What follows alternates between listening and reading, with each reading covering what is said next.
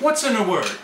Saint Athanasius, or I'd like to call him Saint Anthony Tenacious, because he was tenacious against the heresy, against orthodoxy, that Jesus was not the same essence as Christ.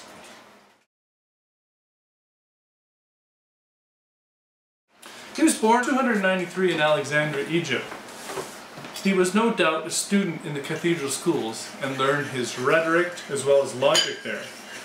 He was endowed with a sense of humor and often mocked as the Black Dwarf because he was a little bit shorter than everybody else. His main arguments against, or his whole life, was against Arius.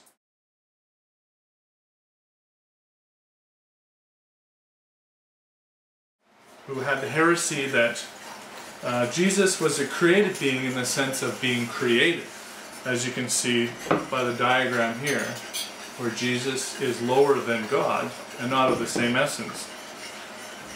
Now he believed that Jesus was created in the sense of being created. Arianism had its great following because it was in the influence of the schools and the counterpart of the universities and seminaries of the day. In the Council of Nicaea, where a bunch of bishops got together, they described the two terms homoousios and homoousios. Now you can think, that's just a squabble over words, which Constantine said. Homoousios means of the same nature, so God being God and the eternal Son being eternal at the same God, and homoousios of similar nature. Now you can think, oh, this is only a squabble against words, or squabble against words. And that's what Constantine said, and he sort of exiled St. Athanasius to say, oh, you know. Later on, after Constantine died, he came back under a different emperor, Constantine II, and then he got exiled again. Various different emperors either brought him back or exiled him again. So Athanasius definitely had, you know, quite a life of being exiled and then being pardoned again.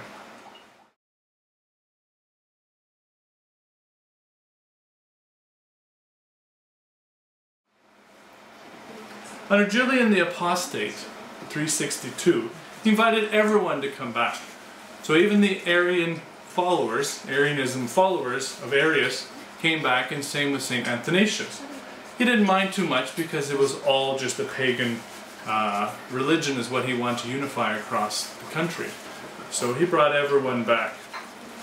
Now, St. Athanasius died, and later after his death, in 381, the Nicene Creed, which was based on the Athanasius Creed, was formulated.